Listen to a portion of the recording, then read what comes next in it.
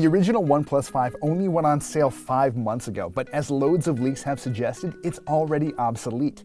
OnePlus just unveiled the new $499 OnePlus 5T today, and we've been playing with it for a few days already. Our full review is coming soon, but in the meantime, let's take a closer look.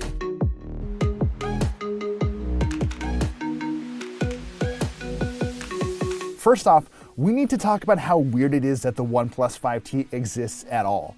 Sure, OnePlus released an updated 3T model months after the 3, and that's basically what they've done here. That wasn't really the plan though. The plan was originally to build the OnePlus 5 and focus on that for the rest of the year. After seeing the rest of the industry embrace super long screens, and after finding a display that didn't suck or break the bank, OnePlus just kind of seemed to say, what the hell, let's do it. As a result, it's not hard to look at the 5T as a happy accident. No one really needed it, but I'm still glad it exists. That's mostly because of its big screen. It's a 6-inch Samsung-made AMOLED panel with very little bezel above, below, or around it. It's a beauty of a screen that produces visuals vivid enough that it's easy to forget it only runs at 1080p. More importantly, it dwarfs the screen found in the original OnePlus 5, but it didn't make the phone appreciably bigger. The 5T is a hair longer and wider than the first 5, but it's still a remarkably sleek device that feels very usable with one hand.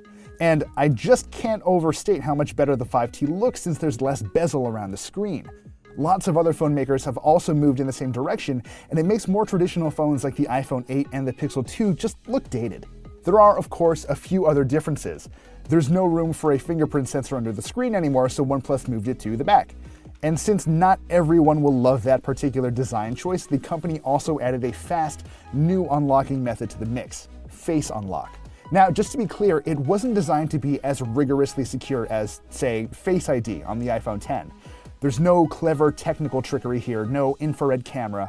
You just stare into the front-facing camera while the phone looks for identifying facial points it can check for in the future.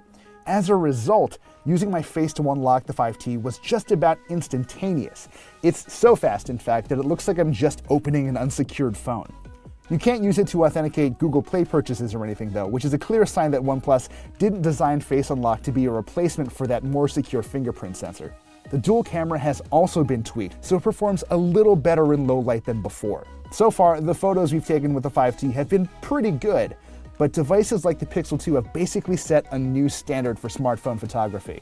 We'll need to do more testing with this and comparable smartphone cameras, so stay tuned.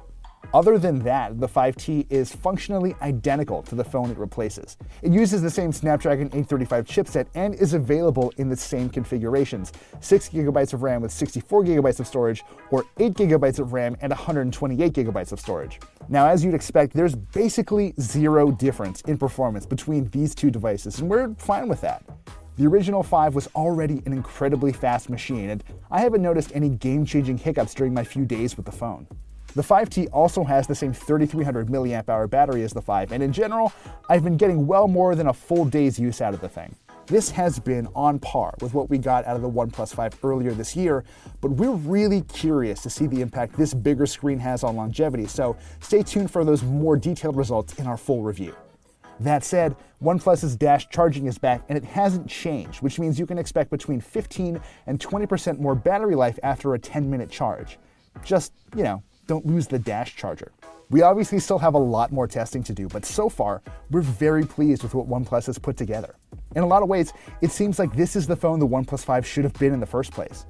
It's fast, it's pretty, and perhaps most importantly, it's still relatively cheap compared to the rest of the year's flagships. You can expect our full review soon, but I can already say your holiday smartphone shopping decision just got a little more difficult.